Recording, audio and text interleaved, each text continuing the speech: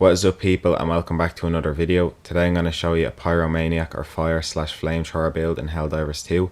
This build excels at close quarters and crowd control in particular. Above all else though, it is extremely fun to play with, and only a couple of games will see you mentally spiral to the point that you're like this.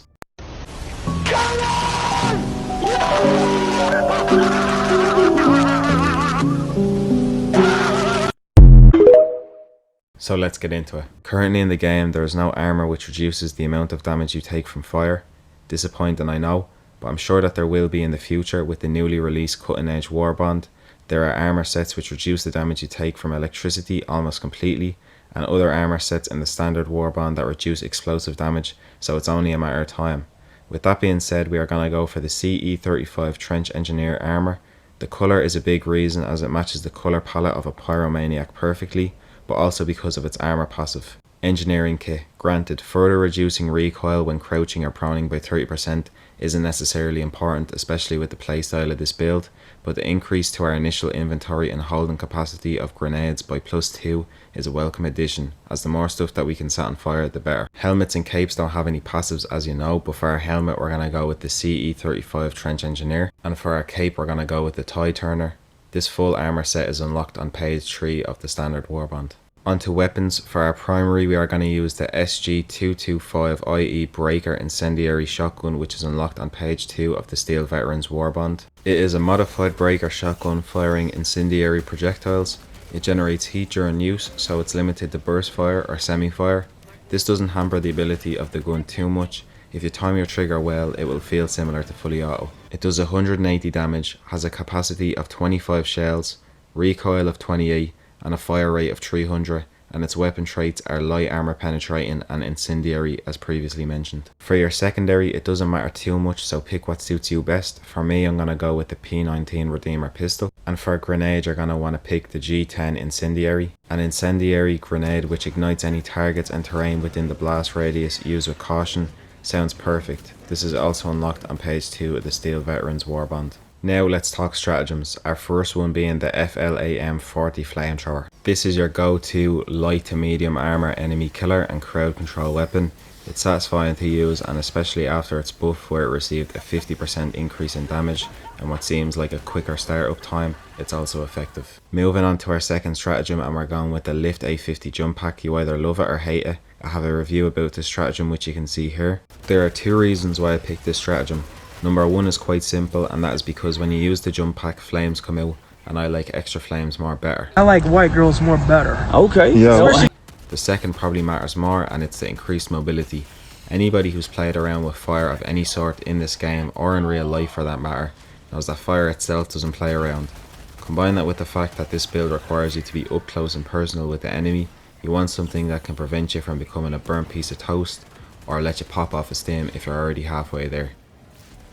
For our third stratagem, we will take the Eagle Napalm Airstrike. You get 3 of these. This airstrike creates a wall of fire, allowing you to outright kill the enemies or deal residual damage on them as they walk through the flames, and while less effective, it can also be used to take out bug nests and automaton fabricators, although you will need to be very accurate to do so.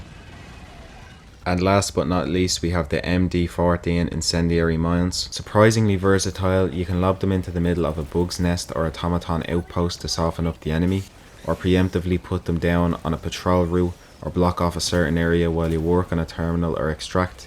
To be honest, your biggest issue with these is going to be your teammates who will fail to spot the red lights that they emit, leading to some unfortunate and unpleasant moments.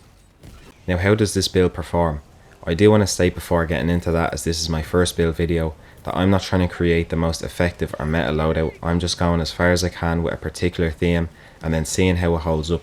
So like I said earlier, this is all about crowd control and killing light to medium armor enemies.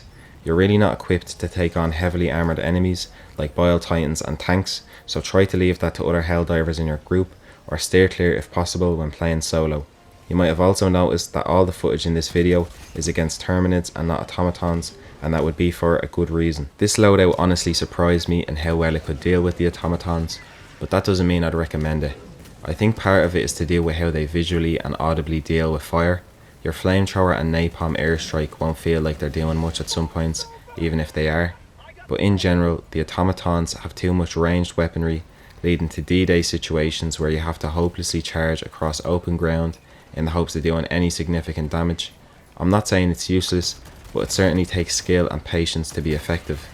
The Terminids, however, is where this loadout really shines. All the way up to the highest levels, you can really put in some work. Compared to the automatons, the Terminids don't have much range, and what they do have is more easily avoidable in my opinion, allowing you to get close and personal, where your incendiary shotgun and flamethrower are most effective. At the same time, if at any stage you get overwhelmed, you can use your jetpack to get out of dodge and relocate, using your napalm airstrike and incendiary mines to cover your tracks. There are two tactics that I really like to use with this build.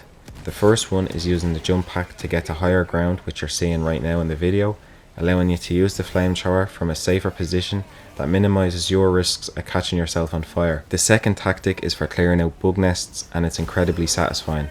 What you want to do is try your napalm airstrike in the middle of a bug nest, clearing out any above ground enemies. Immediately after, call in your incendiary mines.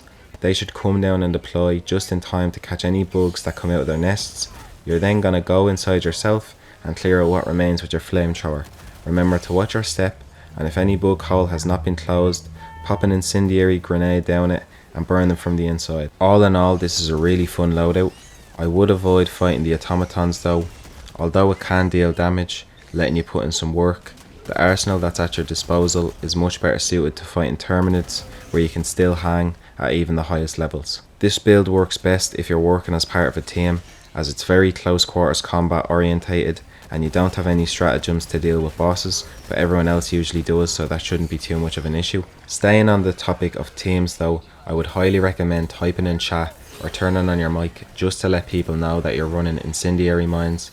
You never see people use these, especially outside of eradicate missions, and if you're using that second tactic I showed you, even though it's fun for you, it's only a matter of time before a teammate sets themselves on fire, leading to team killing accusation. And that's really it.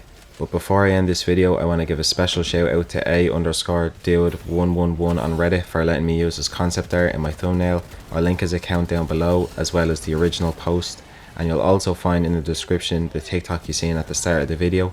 Other than that, I'd really appreciate it if you'd subscribe, let me know what I can do better. Thanks very much for watching, and I'll see you all in the next one.